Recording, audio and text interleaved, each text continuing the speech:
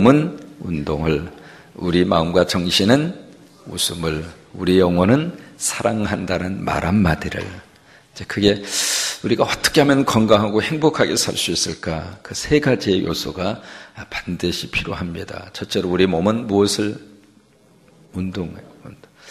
뭐든지 말씀을 듣고 끝나면 아무 의미가 없습니다. 실천을 해야 돼요. 그래서 이 시간에 실천을 하겠습니다. 손에 깍지를 끼시고 앞으로 쫙 한번 부두둑둑 소리가 나면 괜찮은 거예요. 탁 하시고 그 다음에 옆으로 쫙 하시는데 지구의 동쪽과 서쪽을 내가 잡는다 생각하시고 쫙. 목사님 이게 웬일이십니까? 이래야 새벽에 안 졸립니다. 쫙 하시고 뒤로도 이렇게 쫙 하시고 뒤로 좀 이렇게 쫙. 이거 하실 때 이건 앞으로 가고 이건 뒤로 가야지 같이 이렇게 뒤로 가면 안 됩니다. 이렇게 거꾸로 이렇게 하시고 그 다음에 손에 깍지를 끼시고 위로 쫙 하시고 이걸 많이 하면 키가 많이 커집니다.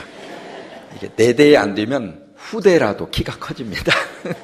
이거 쫙 하시고 그 다음에 옆에 있는 분 등을 토닥토닥 이렇게 한번 이렇게 만져주셔요. 안마를 좀 해주시면서 그냥 하지 마시고 아이고 고마웠구나, 아이고 감사해라, 아이고 하나님의 복 받을 뿐이구만.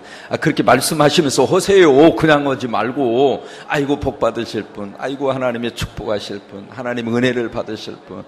인무교대 딱 돌아서 인무교대 하셔서 다시 한번 쫙 아이고 감사합니다. 아이고 고맙습니다. 아이고 사랑합니다. 주의 은혜가 넘치기를 바랍니다. 너무너무 감사합니다. 고맙습니다. 네. 끝. 너무 오래 하면 설교 못 하잖아요. 그런 것처럼 우리 몸은 끊임없이 움직이셔야 되고 운동이 필요하고요. 또 우리 마음은 웃음이 필요해요. 웃어야 이 속에 있는 것이 막 운동이 됩니다. 막 어쨌든 간에 억지로라도 웃으세요. 웃을 일을 만들어서 웃기도 하시고 그냥 참 웃을 일이 없으면 차 목사 생각하고 한번 웃어줘요. 야, 우리 교회 희한한 목사 왔다. 어떻게 저런 목사가 미국에 있다가 한국에 왔다냐?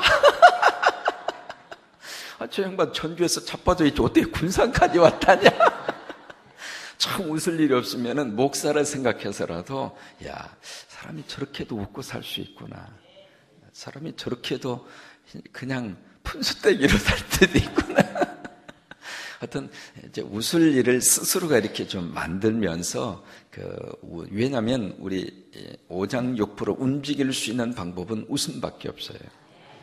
그래야 우리 정신과 우리 마음이 이렇게 카타르시스라고 하는 단어를 쓰잖아요. 정화가 된다 이 말이에요.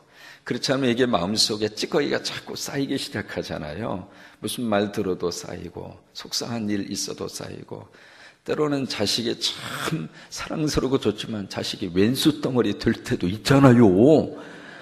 저거 내가 낳았고 내가 미역국 먹었지만 야 세상이 누굴 닮아서 닮긴 누굴 닮아 다 자기 닮은 건데 어떻든 자식을 볼 때마다 속상할 때가 있잖아요. 그래서 야, 이 무자식이 상팔자야 그런 마음이 들 정도로 이제 그런 마음과 생각이 가슴속에 이렇게 찌꺼기처럼 이렇게 쌓일 때가 있잖아요. 그래서 그 쌓이다가 보면은 어떤 계기가 되면 이상한 모습으로 표출이 될 수밖에 없어요. 왜? 사람은 그래야 사니까.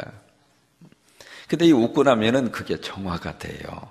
웃고 나면 그런 생각이 정화가 되고 마음의 찌꺼기가 정화가 되고 내 복잡했던 이 생각, 사람은 말이죠 하루에 몇 가지 생각을 하느냐면 5만 가지 생각을 합니다. 생각이 그렇게 많아요. 그래서 생각이 많을 때 우리가 5만 가지 생각을 한다 그 이야기 하잖아요. 실질적으로 우리 생각의 숫자가 그렇게 많아요. 그것을 이렇게 잘 정리할 수 있는 방법은 웃음밖에 없어요. 그래서 어쨌든 여러분들이 아버지 집에 오셔서 오늘 우리 남신도에 봤더니 대표 선수만 오신 것 같아요. 이 대표 선수 뽑느라고 얼마나 고생을 하셨을까. 회장님 어디 계셔요? 애쓰셨어요. 이게요 새벽에 대표 선수 뽑는다고 하는 것이 해보지 않으면 모릅니다. 여러분, 그래서 우리 스스로가 아버지 집에 올 때마다 한번 웃고 가셨으면 좋겠어요. 여기 오셔서. 그래서 우리 마음과 우리 몸이 잘 건강하고 행복하도록 또 하나, 우리 영혼은 사랑한다고 하는 말 한마디가 필요해요. 그래서 내 스스로를 향해서도 내가 너를 사랑해. 우리 거울을 딱 보시고요, 스스로를 딱 보면서 영어 한마디, I love you. 그냥 스스로를 향해서 남이 나에게 그렇게 해주지 않으면 내가 나한테 하면 되잖아요. 내가 듣고 싶은 말, 누구로부터 듣고 싶은 말이 있으면 남이 안 해주잖아요. 그럼 내가 해버려. 거울을 보면서 잘생겼다. 남이 해주면 얼마나 좋아요. 여러분 엄지손가락 이렇게 하시고 옆에 있는 분 보시면서 짱이야요.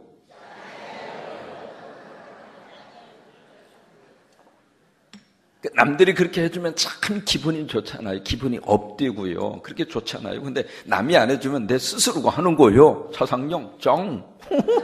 이 돈 들어가는 거 아니잖아요. 내 스스로가 내 영혼을 향하여 I love you. 나 너 사랑한다. 그렇게 말하는 게 참 우리들에게 필요합니다. 오늘 마태복음에서 세례 요한을 만나게 되잖아요. 이 세례 요한을 예수님이 마태 11장 21절에서 뭐라고 칭찬을 했느냐면 여인이 낳은 자 중에서 최고로 위대하다. 큰 자라고 하는 것은 greater, 위대하다 그 뜻이거든요. 그러면 세례 요한이 뭘 그렇게 큰 일을 했기 때문에 예수님이 여인이 낳은 자, 우리 모두가 다 여자가 낳은 그 인간이잖아요. 여자가 낳은 인류 역사 속에 여자가 낳은 모든 인간들 속에서 왜 세례 요한을 가장 큰 자, 위대한 자라고 예수님이 이야기를 하셨을까? 이유가 있습니다. 하나님의 말씀에 응답자였기 때문입니다. 그것을 3절에서 그렇게 말씀을 하시고 있거든요. 3절에 보시면 그는 선지자 이사야를 통하여 말씀하신 자라 일렀으되 광야에 외치는 자의 소리가 있어 이르되 너희는 주의 길을 준비하라 그가 오실 길을 곧게 하라 하였느니라. 하나님의 말씀에 응답자로 쓰임받는 사람이 큰 자입니다.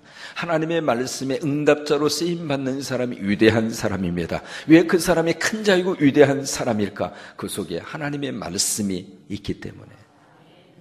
인간적으로 봐서는 위대하고 큰 자는 다 그게 그겁니다. 그 자리에 있을 때는 큰 자로 보이지만은 그 자리에서 내려오고 나면 별거 없어요. 그러니까 인간의 여정의 삶을 살면서 정말로 크고 위대한 자는 누구냐면 하나님이 있는 사람이 위대한 사람이에요. 성령이 있는 사람이 큰 자입니다. 예수 그리스도를 모시고 사는 사람이 위대한 사람입니다. 여러분 모두는 위대한 사람이에요. 위대한 사람인 줄 믿습니다. 목사님 난 밥 3그릇 먹으니까 위대하죠. 그런 의미에서 위대한 것이 아니라 정말 내 속에 하나님을 모시고 사는 사람이 위대한 사람. 할리우드의 영화배우 출신 가운데 미국의 대통령이 된 사람이 있잖아요. 레이건 대통령. 그분은 대통령을 하면서도 액터처럼 했어요. 영화배우처럼 했어요. 근데 그분이 이제 대통령이 있는 시절에 참 역사적으로 세계사적으로 큰 일을 많이 했잖아요. 지금도 그분의 이미지 잊지를 못합니다. 딱 이 비행기 트랩에 딱 올라가면서 그렇게 웃으면서 하는 레이건 대통령의 그 포즈 참 기가 막혀요. 근데 이제 그렇게 해서 레이건 대통령이 미국의 한 시대 전 세계를 한번 통치하는 그 위치까지 올라갔었잖아요. 근데 이분이 나이 들어서 나중에 치매에 걸렸어요. 그분의 부인이 낸시 여사잖아요. 이 레이건과 낸시 여사는 아주 인꼬부부로 소문이 난 사람인데 나중에 이 레이건 대통령이 치매에 걸려서 자기 부인 이름조차도 몰라요. 참모진 옆에 가서 물어요. 당신이 뭘 했어요? 그래도 자기가 대통령 했다고 하는 것도 몰라. 여러분 땅에 있는 것은 우리가 생각했을 때 위대하고 크다고 생각할지 모르지만은 땅에 있는 것은 다 없어져요. 정말 위대한 사람이 누구 있는가? 하나님 모시고 사는 사람, 예수가 있는 사람, 하나님의 말씀이 있는 사람, 그 사람이 위대한 거예요. 오늘 새벽 오신 분들은 오늘 하루를 위대하게 사는 거예요. 왜? 말씀 가지고 살잖아요. 그래서 예수님이 세례 요한을 여인이 낳은 자 중에서 최고로 위대하고 큰 자라고 말씀하신 이유가 거기에 있어요. 말씀이 있었고 말씀의 응답자로 하나님이 그를 쓰시기 때문에 위대한 자라 그렇게 말씀을 하시고 있는 것이에요. 그러면 세례 요한이 이 땅에 와서 그가 외친 메시지가 있습니다. 그것이 2절입니다. 뭐라고 외쳤는가? 1절과 2절을 보실까요? 그때에 세례요한이 이르러, 그때는 바로 예수 그리스도가 애굽에서 베들레헴, 나사렛 그 동네로 왔을 때를 이야기합니다.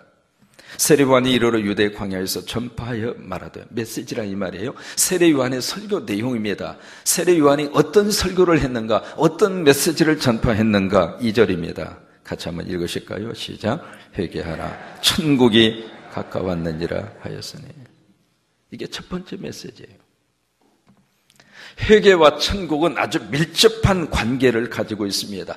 회개하지 않으면 천국이 임하지 않습니다. 천국을 내 속에 천국을 이루고 싶으면 회개해야 천국이 됩니다. 회개는 두 가지 의미가 있어요. 첫째는 돌아섬. 그럼 운전하고 가시다가 이 방향으로 가야 되는데 반대 방향으로 갔어요. 그럼 뭘 해야 되느냐? 돌아서야 돼요. 그것을 영어로 턴어바웃이라고 그래요. 이 방향으로 가다가 잘못된 방향이다 생각했으면 turn about, 턴이라고 하는 게 돌리는 거거든요. 그러니까 완전히 가다가 돌리는 거예요. 그 돌아섬이라고 하는 거예요. 그것이, 그래서 회개는 돌아서는 거예요. 돌아서는데 생각으로만 돌아서면 안 돼요. 자세가 돌아서야 돼요. 바라보는 시선이 돌아서야 돼요. 그것이 회개예요. 또 하나, 회개라고 하는 것은 empty, 비우는 거예요. 비우지 않으면 새로운 것으로 채울 수가 없잖아요. 새로운 옷을 입으려면 전에 입었던 옷을 어떻게 해야 돼요? 벗어야죠. 벗지 않으면 새로운 것을 입을 수가 없어요. 여러분, 새로운 목사가 왔으면 새롭게 시작할 수 있는 기회입니다. 믿음 생활도 새로 한번 시작을 해보고, 교회 생활도 새로 한번 해보고, 영적인 생활도 새로 한번 해보고, 예배도 새로운 형태로 드려보고. 그러니까 새로운 목사가 왔음에도 불구하고 옛날에 있었던 것을 그대로 가지고 있으려고 그러면은 이미 입었던 그 옷에다가 또 옷을 입는 격이 되잖아요. 그러면 폼이 나요, 안 나요? 폼이 안 나죠. 그래서 비우지 않으면 새로운 곳으로 채울 수가 없는 것이거든요. 회개라고 하는 것이 바로 그거예요. 비우는 거예요. 땅의 것을 비워야 하늘의 것으로 채워지고, 육신의 것을 비워야 영의 것으로 채워지고, 세상적인 것을 비워야 하나님의 거룩한 것으로 채워지고. 그래서 여기에 세례 요한은 그의 메시지 자체가 회개하라, 천국이 가까웠다. 이 두 단어는 같이 가야 돼요. 천국을 누리려면 회개해야 되고, 회개하면 천국이 오고. 두 번째로 세례 요한이 외친 메시지가 있습니다. 그 메시지가 바로 뭐냐면, 여기에 마태보다도 마가는 세례 요한에 대한 기록을 가장 첫 장에다가 실었어요. 그래서 마가는 1장에서 가장 먼저 세례 요한에 대한 메시지를 싣고 있습니다. 누가는 3장에 실었고 요한은 1장에 실었어요. 그 세례 요한의 두 번째 메시지가 바로 무엇인가? 예수가 복음이다. 이게 세례 요한의 메시지입니다. 한번 해보실까요? 예수님이 복음이다. 여러분, 복음이라고 하는 것은 유앙게리온, 굿뉴스, 좋은 소식이라고 하는 뜻이거든요. 예수가 복음이다, 그것을 다른 말로 말하면 예수가 살림이다, 그 말이에요. 여러분, 예수 믿으면 살아납니다. 예수 믿으면 내가 살고, 예수 믿으면 우리 가정이 살고, 예수 믿으면 생각이 살고, 예수 믿으면 말이 살고, 예수 믿으면 사상이 살고, 예수 믿으면 가치관이 살고, 예수 믿으면 인생관이 살고, 예수 믿으면 모든 것들이 살아나요. 성공! 이 갑자기 무슨 소리입니까 이게? 여러분, 저 모토, 저 비전 속에 엄청난 것이 담겨져 있어요. 그것을 외친 사람이 누구인가? 세례 요한입니다.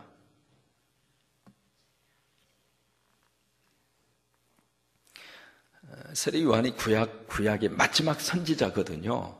말라기 선지자가 이 세상에서 선지 사역을 하고 끝난 다음에 세례 요한이 등장하기까지 400년 동안 영적 암흑기라고 이야기합니다. 그 400년 동안 하나님의 말씀이 임하지 않았어요. 400년 동안 선지자들의 활동이 중단이 됐어요. 여러분, 선교자가 있어서 하나님의 말씀이 증거되는 것은 행복한 겁니다. 설교자가 있어서 하나님의 말씀을 들을 수 있는 것은 행복한 겁니다. 400년 동안 설교자도 없었고 설교도 없었고 하나님의 말씀도 임하여 오지 않았고 암흑기예요. 그러다가 갑자기 하나님의 거룩한 사명을 가지고 이 땅에 등장한 사람이 세례 요한이에요. 그러니 혜성처럼 나타난 이 세례 요한의 선지 활동 때문에 얼마나 많은 사람들이 주목을 하고 인산인해를 이루고, 요즘으로 말하면 스타급 부흥 강사 중에 강사죠. 한국에서도 그런 목사님들 계시잖아요. 이렇게 움직이면은 그 목사님을 따르는 팬클럽이 있어요. 저는 팬클럽 아직 없어요. 그 목사님이 가면 우하고 이렇게 따라다니는 그런 팬클럽이 있어서 그분들이 분위기를 잡아가는 거예요. 다른 사람 가만히 있을 때 그 사람들이 아멘, 아멘, 아멘. 하도 코드가 맞아가지고 그냥 그러니까 다른 사람도 동들어서 아멘, 아멘, 아멘. 그러다 보면 그 분위기에 취해서 은혜를 받은 것처럼 느끼게 하는 그런 분위기를 만드는 사람이 간혹 가다가 없지 않아 있거든요. 마치 자기의 인기 관리, 유지를 위해서 배우들처럼. 이 세례 요한은 엄청난 인기를 누리고 있었던 스타급 중에 스타급 강사거든요. 그래서 엄청난 사람들이 세례 요한의 메시지를 듣고 몰려와서 세례를 받고 회개하고. 그럼 보세요. 자기의 모든 시선이 세례 요한을 향하고 있는 그 순간에 세례 요한이 기가 막힌 메시지를 그들에게 증거합니다. 11절에 보세요. 어떤 메시지를 증거하고 있느냐? 기가 막힌 메시지를 그들에게 증거합니다. 11절 같이 읽습니다. 나는 너희로 회개하게 하기 위하여 물로 세례를 베풀었거니와 내 뒤에 오시는 이는 나보다 능력이 많으시니 나는 그의 신을 들기도 감당하지 못하겠노라. 그는 성령과 불로 너희에게 세례를 베푸실 것이요. 모든 사람이 나를 향하여 주목하고 그냥 당신 짱이다, 당신 최고다, 그러고 있는 분위기예요. 그런 속에 세례 요한의 한 복판 속에 딱 있는데, 그런 분위기 속에서 세례 요한이 하는 말은 나를 주목하지 말고 예수를 주목하라. 그래서 세례 요한이 큰 사람이에요. 사람들 앞에 서는 사람은 세례 요한의 유혹을 누구든지 다 받습니다. 참목사도 마찬가지입니다. 성도들의 인기를 얻고 싶은 목사의 묘한 심리적인 마음이 마음속에 없다고 말하는 것은 거짓말이에요. 중요한 것은 저를 주목하지 말고 제가 증거하는 예수 그리스도를 주목하도록, 그 메시지가 이 강대상에서 나와야 이 강대상이 살아있는 것입니다. 목사를 주목하지 말고 목사를 통하여 일하시는 성령님을 주목하시고 하나님을 주목하시고 예수님을 주목하시고, 참 세례 요한은 그런 의미에서 기가 막힌 메시지를 그들에게 증거를 하고 있는 것이에요. 예수가 복음이다. 목사가 복음이 아니고 설교자가 복음이 아니고 예수가 복음이다. 그 메시지를 세례 요한이 증거하고 있는 거예요. 그렇죠. 세례 요한의 설교를 듣고 거기에 모인 수많은 사람들이 귀가 열리고 눈이 열리고 입술이 열리고, 그래서 회개가 터지고 거룩한 역사가 나타나게 됐어요. 그것이 5절에서 6절입니다. 5절과 6절 시작. 이때에 예루살렘과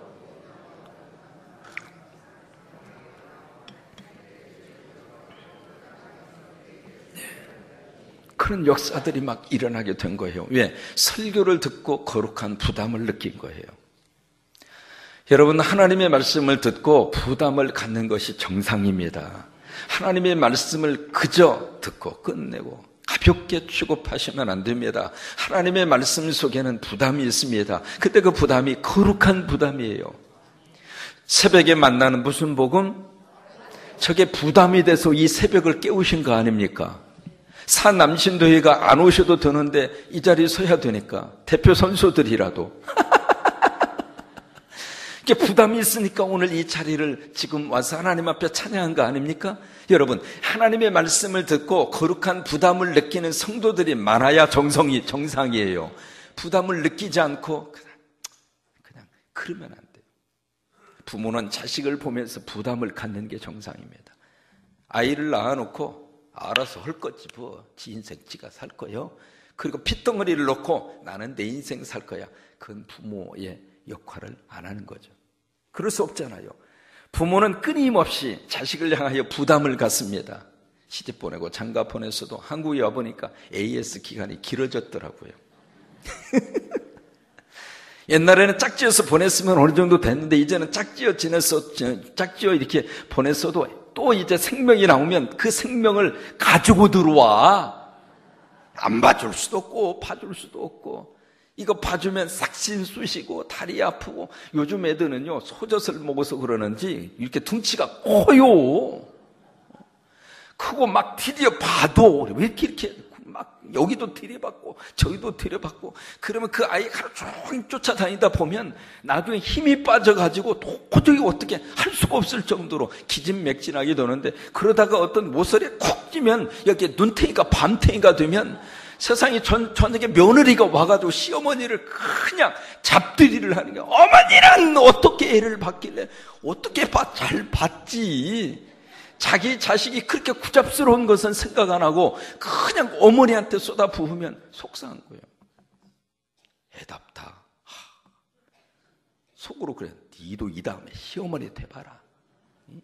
애 본다는 것이 얼마나 힘드냐. 이게 지금 AS 기간이 길어져 가지고요. 그래서 왜? 그게 부모의 부담이에요. 거룩한 부담이에요. 그런 것처럼 우리 성도들은 하나님의 말씀 앞에 거룩한 부담을 갖는 것이 축복이에요. 저 목사가 이제 방송, 라디오하고 TV 방송을 하겠습니다. 그러면 부담을 갖는 게 축복인 거예요. 그래, 우리 교회에서 증거되는 말씀이 전파를 타고 전라북도 지역에 수많은 생명들에게 같이 들었으면 좋겠다. 그 설교를 같이 한번 들었으면 좋겠다. 그리고 그 TV를 통해서 귀한 생명들이 살았으면 좋겠다. 그 부담이 선교 헌금으로 가고 그런 거예요. 그러니까 여기 세례 요한의 설교를 듣고 이 사람들이 거룩한 부담을 느끼고 와서 회개하고 그런 역사들이 나타나게 된 거예요. 그런데 모두가 다 그런 설교에 대해서 좋은 반응만 보였느냐? 안 그래요. 자, 그 다음 절을 보실까요? 7절입니다. 시작. 요한이 많은 바리새인들과 사두개인들이 세례 베푸는 데로 오는 것을 보고 이르되, 독사의 자식들아, 누가 너희를 가르쳐 임박한 진노를 피하라 하더냐. 8절. 그러므로 회개에 합당한 열매를 맺고. 9절. 속으로 아브라함이 우리 조상이라고 생각하지 말라. 내가 너희에게 이르노니 하나님이 능히 돌들로도 아브라함의 자손이 되게 하시리라. 이게 무슨 얘기냐면, 그런 역사들이 한편에서 막 일어나는데 한쪽 바리새인 사두개파, 예수님 당시에 3파가 있었어요. 3파. 첫째가 바리새파, 두 번째가 사두개파, 세 번째가 에세네파. 이 파에 대해서는 나중에 좀 더 자세하게 말씀을 드릴게요. 아무튼 예수님 당시에 그런 세 파가 있었는데, 이 바리새파, 사두개파 사람들이 세례 요한을 통해서 큰 역사가 일어난다고 하는 것을 듣고 그 자리에 왔어요. 왔는데 왜 왔는가? 구경하러 왔어요. 판단하러 왔어요.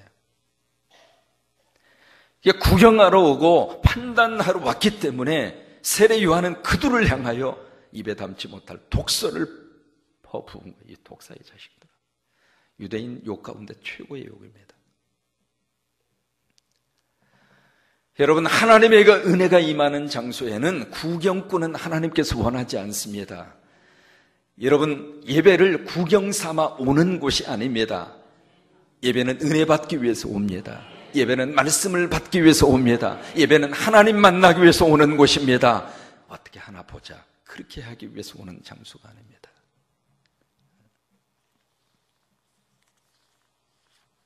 그러면서 8절 말씀에 회개에 합당한 열매를 맺어라. 그렇잖아요. 이 돌멩이를 통해서라도 내가 아브라함의 자손을 만들겠다. 그 이야기를 하고 있습니다. 여러분, 아브라함의 자손이라고 하는 것은 chosen people, 선택받은 민족의 대표적인 이름이에요. 아브라함의 자손. 초선이라고 하는 게 선택했다라고 하는 뜻이거든요. 피어풀이 사람이라고 하는 뜻이거든요. 선택한 사람, 그걸 선민이라고 이야기하잖아요. 그 선민을 아브라함의 자손이다, 그렇게 이야기를 하거든요. 그러니까 아브라함의 자손이라고 하는 말은 엄청나게 긍지와 자부심을 가지게 하는 단어가 아브라함의 자손이라고 하는 말이에요. 그런데 그 엄청난 긍지와 자부심을 가지게 하는 아브라함의 자손이라고 하는 그 말에 합당한 모습이 나타나지 않으면 길거리에 굴러다니는 돌멩이처럼 똑같다 이 말이에요. 성광교회 담임 목사가 됐다고 하는 것이 얼마나 자랑이고 큰 겁니까? 그죠? 제가 이 교회 간다고 그러니까 와, 참 목사 얼마나 좋으냐 그 이야기 하시더라고요. 아니 성광교회 담임 목사가 됐다고 하는 것이 얼마나 긍지이고 자랑이고 자부심이겠어요. 그런데 성광교회 담임 목사답게 목회를 하지 못하면 길거리에 굴러다니는 돌멩이처럼 취급당한다 이 말이에요. 목사만 그럴까요? 성광교회 교인이 됐다고 하는 것이 얼마나 큰 긍지이고 자부심이에요. 그렇게 믿으시면 아멘. 많은 교회가 있지만 이 교회에 여러분들이 교인이 됐다고 하는 것은 짱이야요. 어깨를 좀 피시고 성광인답게 한번 따라서 하세요. 나는 성광교회 교인이다. 어디 가서 기죽지 말고 어디 가서 그냥 풀 죽고 그냥 어디 가서 얻어맞고 오기만 해봐라 그냥.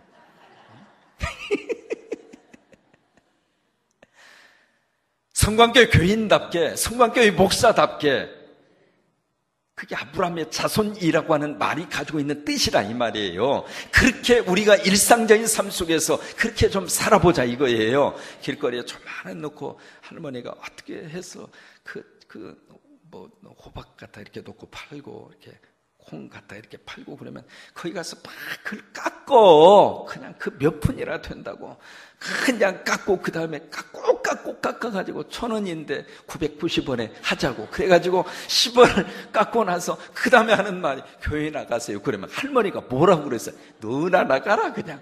그럴 거 아니겠어요? 우리 성광교회 교인들은 조금 달랐으면 좋겠어요.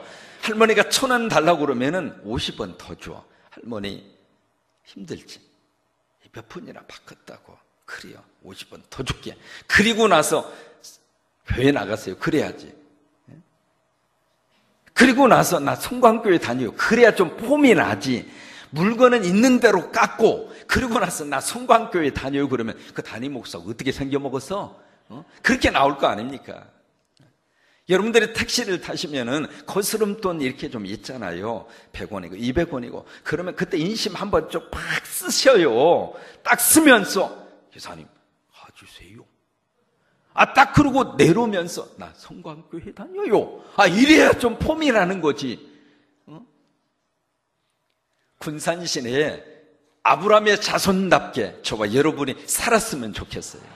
그런 역사가 나타날 수 있게 되기를 바랍니다. 19장 찬송입니다.